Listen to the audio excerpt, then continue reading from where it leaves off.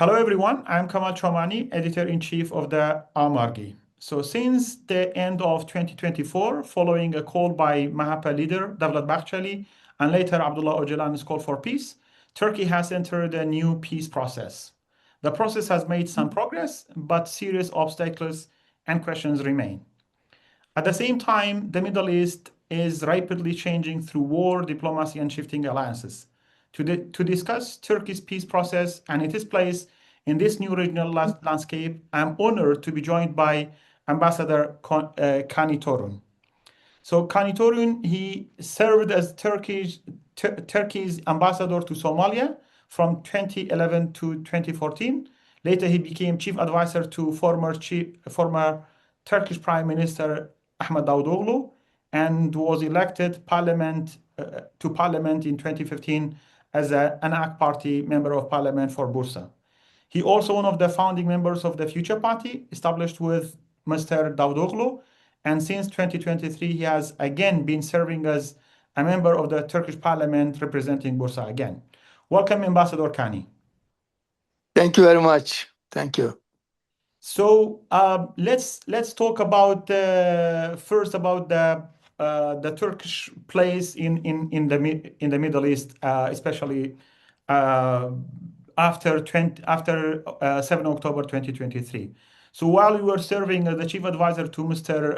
Davutoğlu, so at that time there was this Turkish that developed by the doctrine of zero problems with the neighbors, and then later developed, and then somehow this doctrine collapsed after the Arab Spring and also the coup that happened in Turkey. But then all in a sudden, again, Turkey is one of the key countries in the Middle East that is part of reshaping the geopolitics, the politics, and even the societies of the Middle East. So how do you see the status of Turkey in the changing new Middle East?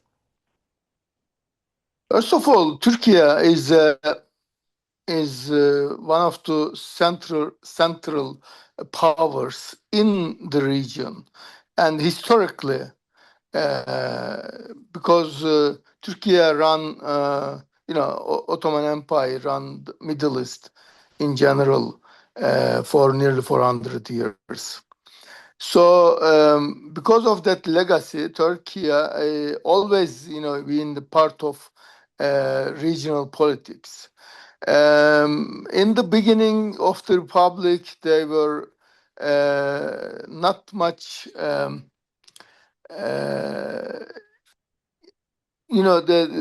They think that they should be out of Middle East and then close to the Europe. And that's the republic's main foreign policy objection. However, because of the geography, you can't escape from the problems in your borders. In the beginning, Turkey, because of the Palestine issue, always, this part of Middle East, and after 2000, even before Afghanistan war, then after 2000 Afghanistan, and then Iraq war, all affected Turkey because it's our borders. And then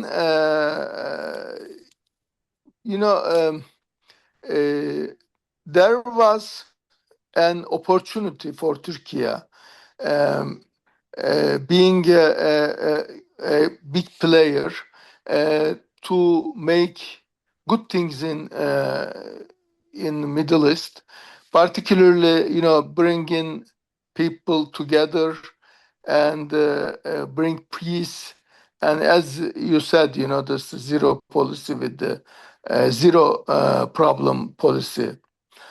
So, however, unfortunately, after Arab Spring, that policy collapsed. But now it's changing, The Middle East, many things are changing. Before the Iran war, actually, there were many developments in the Middle East, particularly after 7th of October. So, Um, sorry for the interruption, but how can we define the Turkish regional and foreign policy at the moment? Turkey, the regional policy, Turkey's regional policy mainly actually they make an economic and political relationship stronger with the regional countries. For a long time, it was not the case, but last 30 years, it is the case.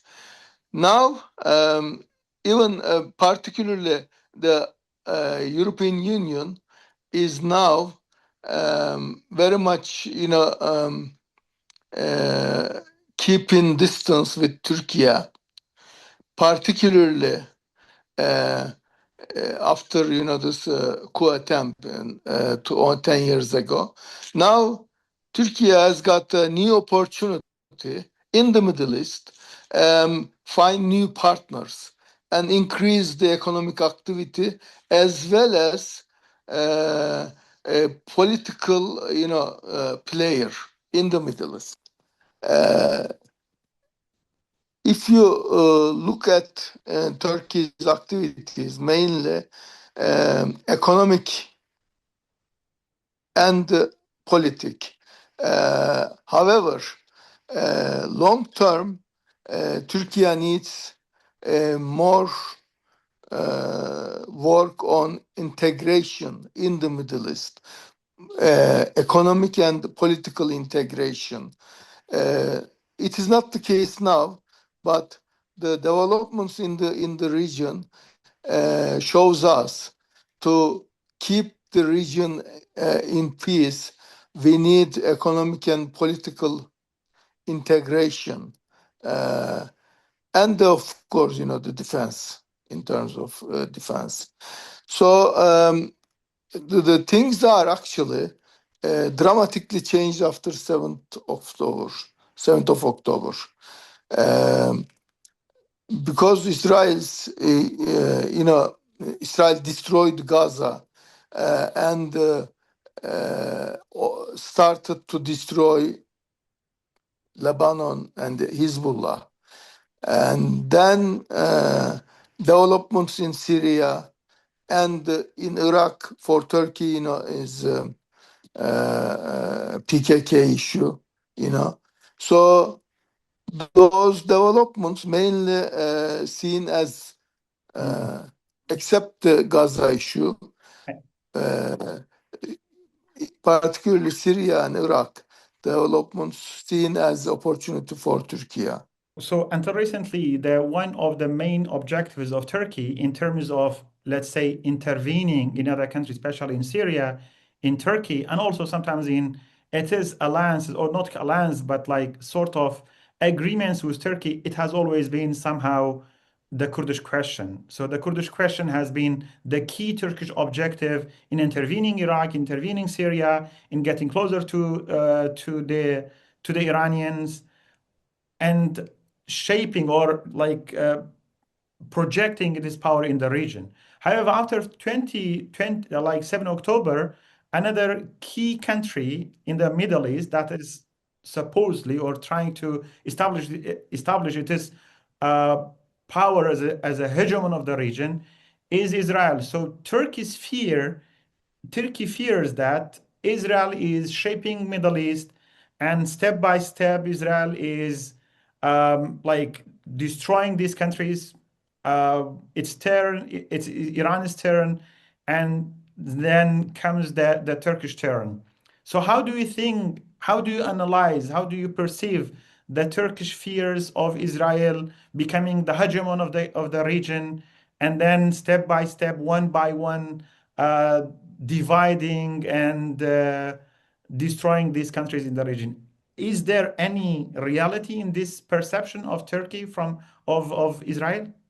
Partly yes. The Turkish establishment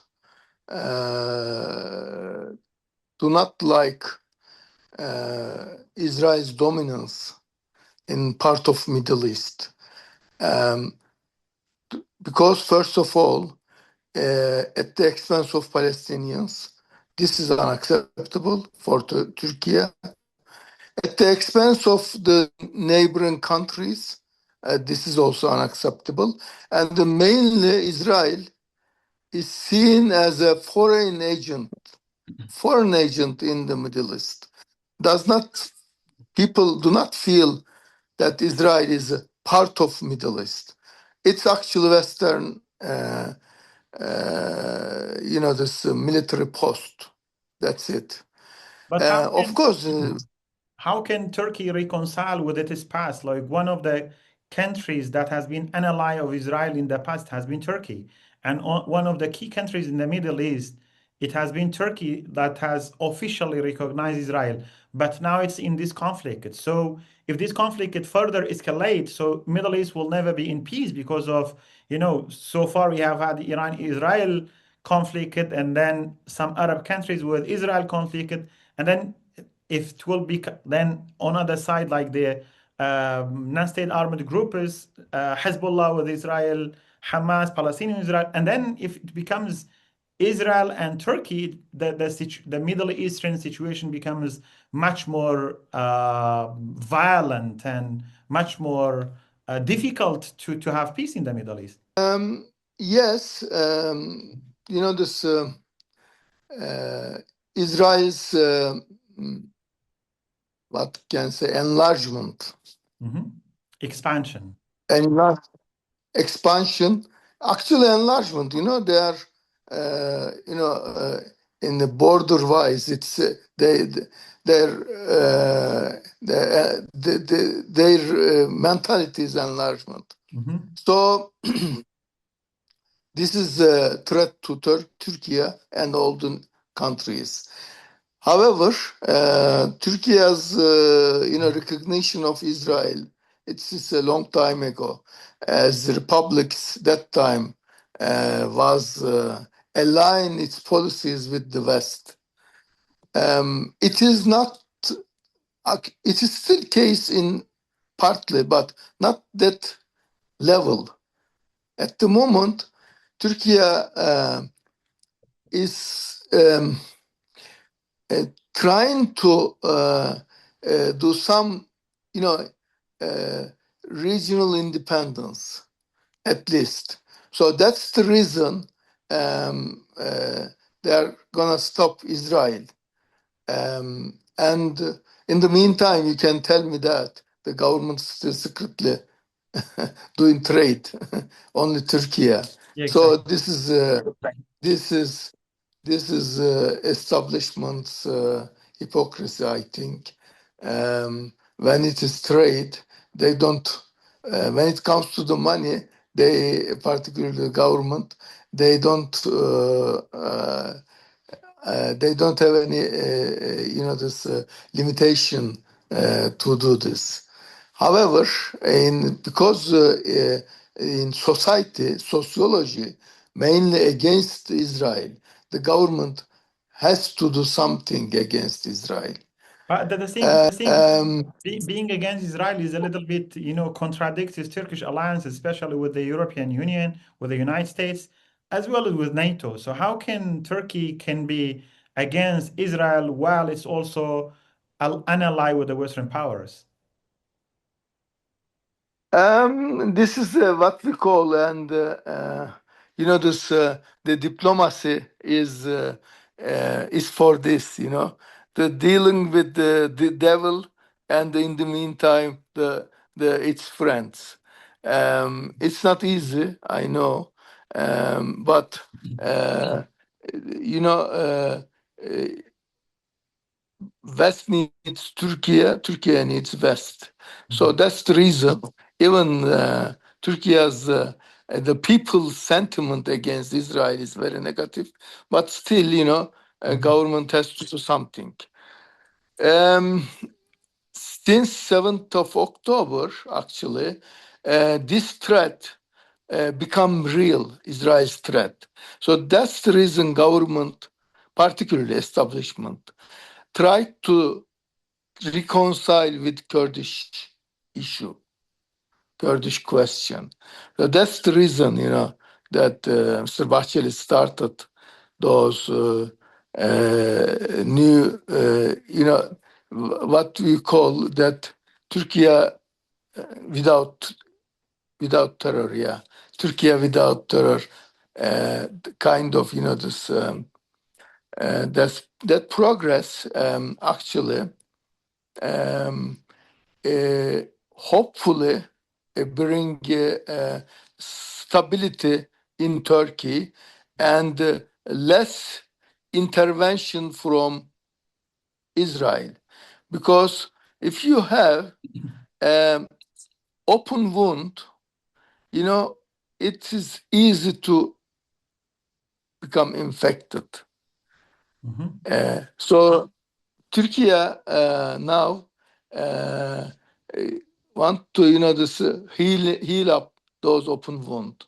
It kind of, this last now 40 plus years Kurdish rebellion, last Kurdish rebellion. So that is the issue.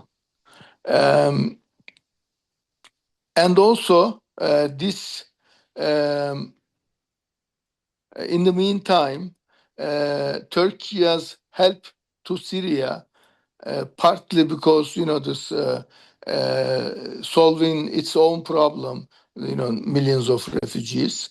But in the meantime, that stopping Israel in the borders of Syria, otherwise Israel coming towards Euphrates, So here yeah. there is one problem. So now we will discuss more in detail about the peace process, which is something I'm really interested to hear your voice, because you have been one of the voices for peace in Turkey. But before having some questions about the peace process, the Turkish side, the Turkish government, Turkish state has taken this threat perception of Israel as an opportunity to negotiate with the Kurds. That means, like, genuinely, they don't believe in resolving the Kurdish question. So if it was not Israel threat, so basically what we see, there would be no peace process. Do you agree with that? Partly, not entirely. Because of the Israel, actually, Israel's after 7th of October, the whole region actually become different and getting more different. What I am saying is that international actors, namely NATO and other international actors, previously using, this proxies, non-state actors in the conflicts and in relationship with the countries. Now they don't want any more non-state actors. So they want relationship directly state to state. So that's the reason after this 7th of October, Hamas actually not totally destroyed, but became very much weak, and Hezbollah became weak, and this Tahrir Sham became government, actually new Syrian government, and SDF became part of new government with some concessions in the region, northeast. So all these developments forced Turkish establishment to deal with PKK, and that progress started. Peace Yes. progress. Peace process started. So this process is okay. This is we could argue that this process is being reactivated because we have a history of peace process between Turkey and the PKK, starting from 1990s with Turgut Özal, and then Najmuddin Erbakan, and then later with All the of Erdogan in 2006, and then 2009, and then officially we had a new peace process from 2013 to 2015 sadly collapsed, although there were some sort of development. However, a new peace process started by the end of 2024 with a call from Mr. Bahçeli, responded by Mr. Ocalan in Imrali, and then the PKK responded to the peace process. So we have been so far, there have been some developments. At the same time, there are also some critical voices that this peace process may also prolonged, and prolongation of the peace process may lead to the collapse. Let me ask you, what are the reasons that makes you, let's say, positive that this peace process between the PKK and Turkey will be successful and will bring positive peace for Turkey and probably for the region as well? couple of things. First of all, the compare with the previous one. Now it has more support. First of all, the Nationalist Party, Turkish Nationalist Party started. Secondly, and the CHP also supported.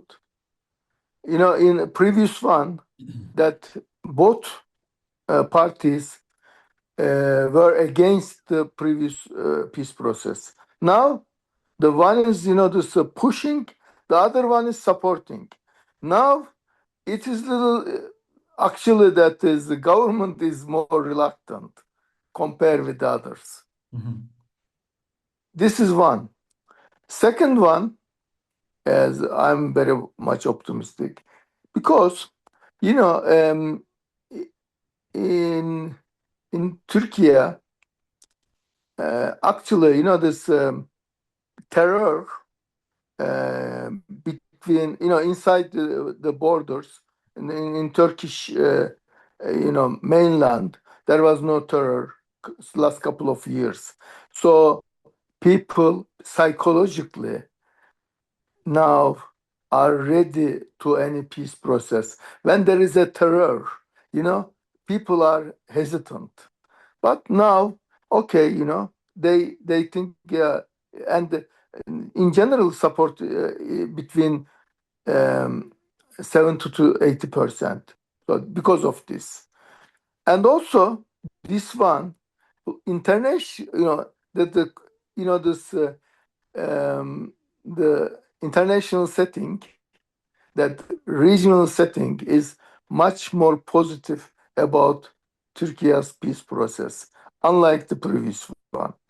Previous one, there was a Just to add to your to what you say yesterday, our correspondent in United Nations asked the General Secretary of the United Nations, Guterres.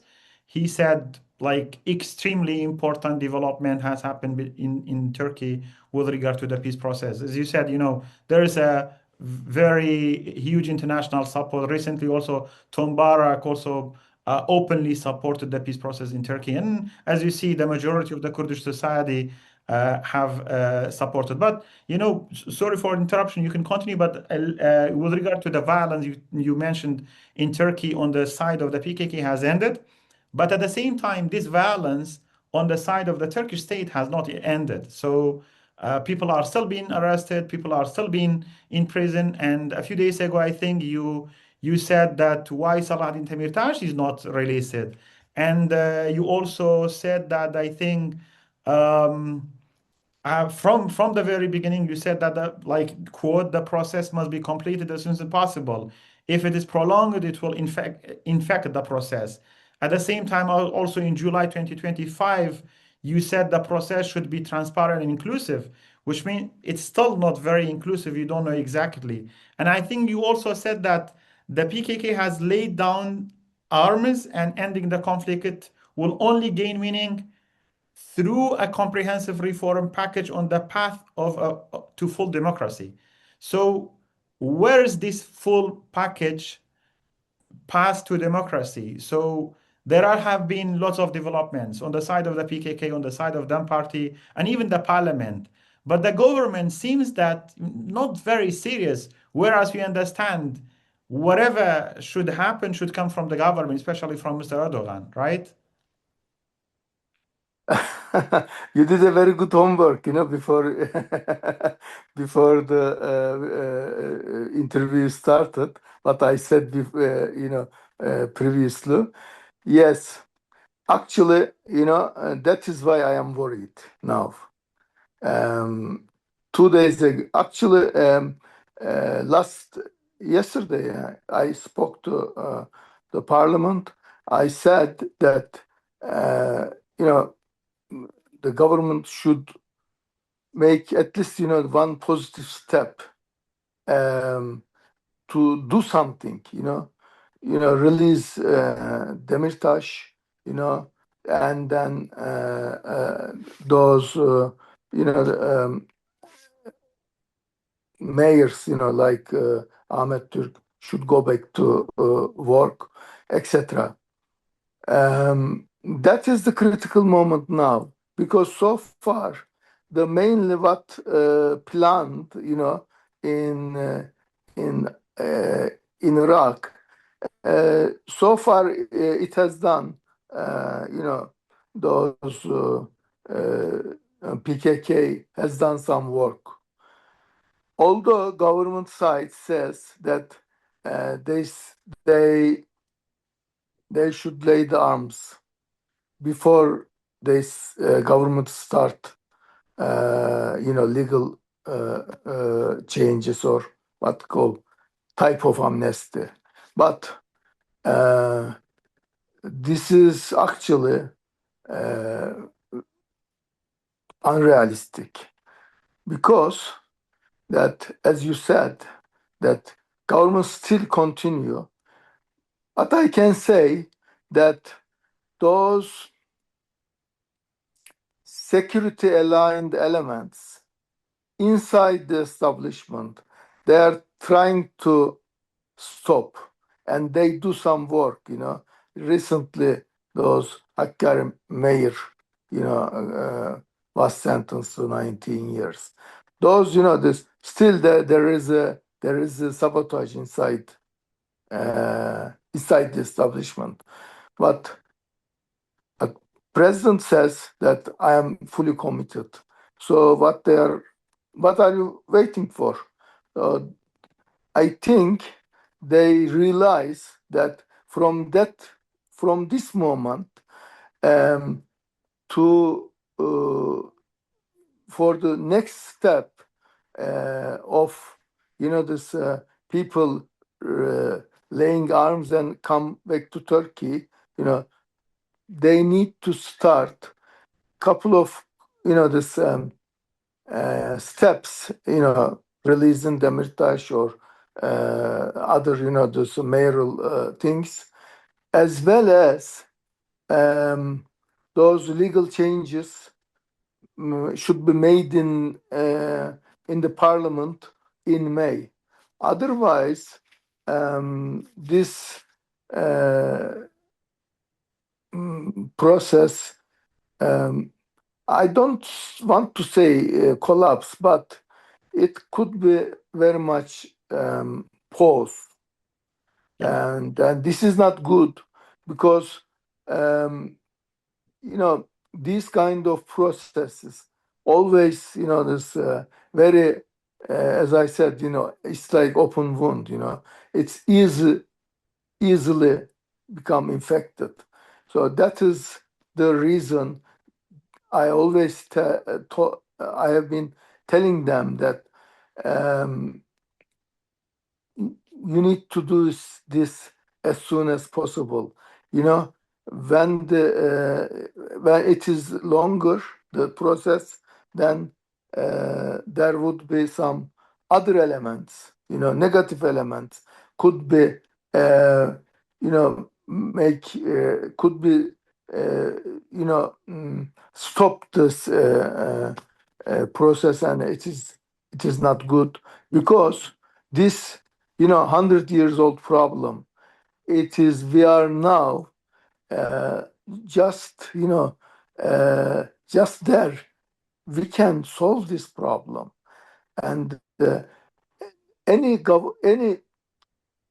country who cannot solve its own internal problem, they cannot um, be powerful. Look at United States. After Civil War, they become, this superpower.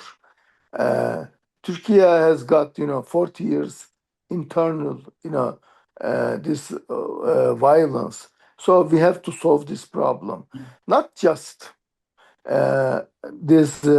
this process is only for this PKK disband and people this this come back to Turkey. But after that we need more things to do solve this problem. I mean, it's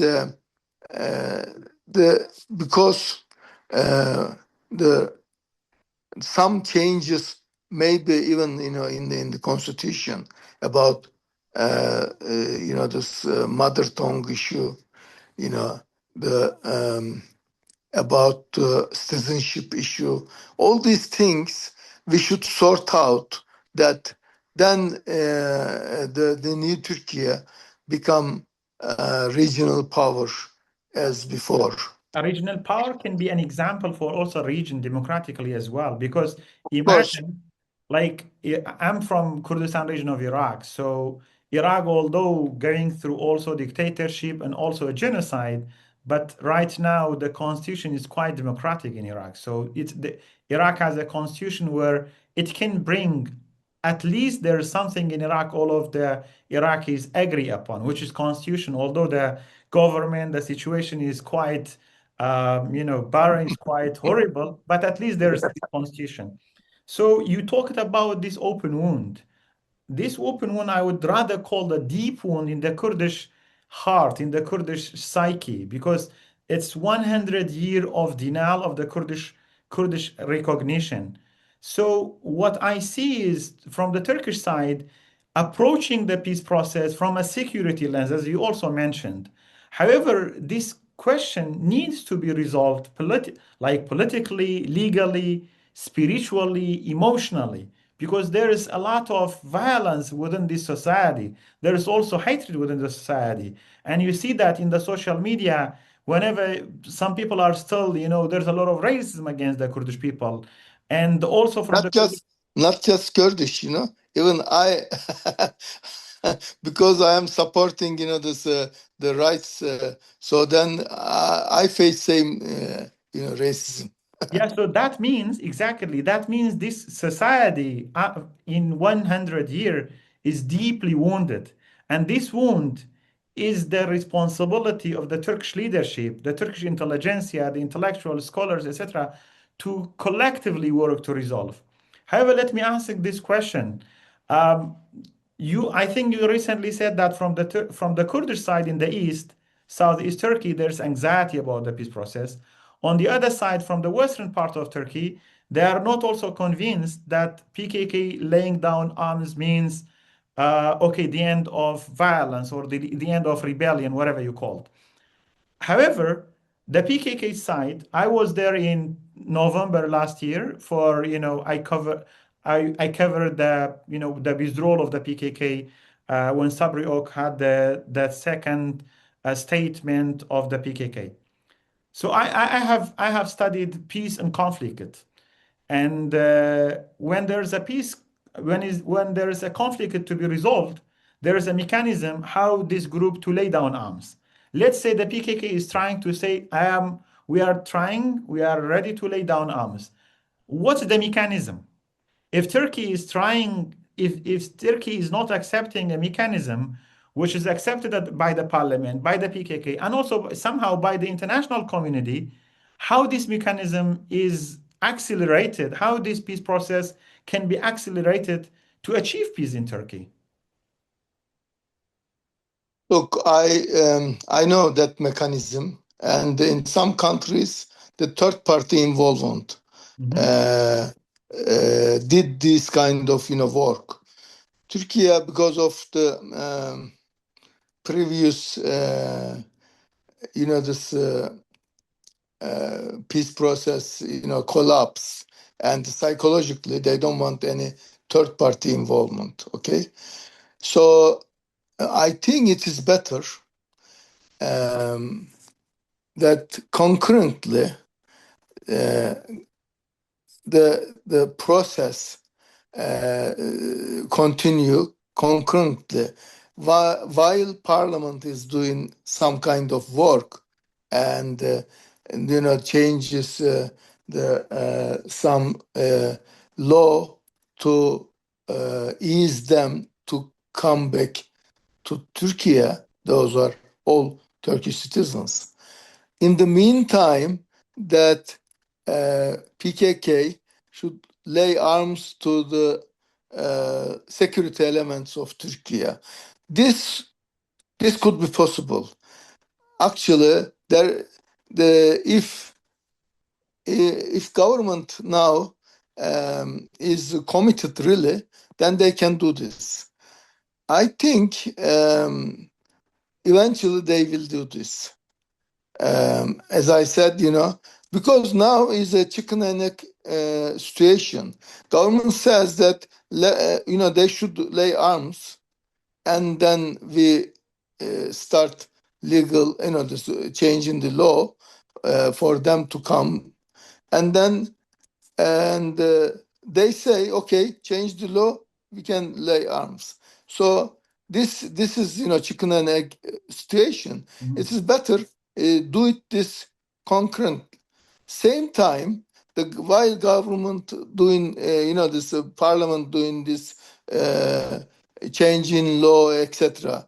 All this work in the same time that PKK can lay arms, and then this also can be happen. I'm hopeful. I don't want to talk about negative things, because this is a good opportunity for people of Turkey, regardless of your origin, ethnic origin. This is good for Turks, good for Kurds, good for other people, and good for region. Because when there is fire in your neighbor, it is easy to come to you. So that's the reason this process should be successful. Yesterday I told the government that if you stop this process, then actually consequences will be very serious for the government, and also in the eyes of history, you will be failed. Not just today, also eyes of history. So this is a big responsibility. Please continue and complete this process. Hopefully, it's some people very hopeful, some people very much, apprehensive. I'm normally are very optimistic man, but in the beginning I was very optimistic. But these guys, sometimes make me nervous. So I know, I will not take so much more of your time, but I will have, let's say, 2 last questions. Can you imagine a scenario of Turkey, let's say, for the end of 2027? What's going to happen by the end of 2027? Has the PKK laid down arms? Has the peace process been successful?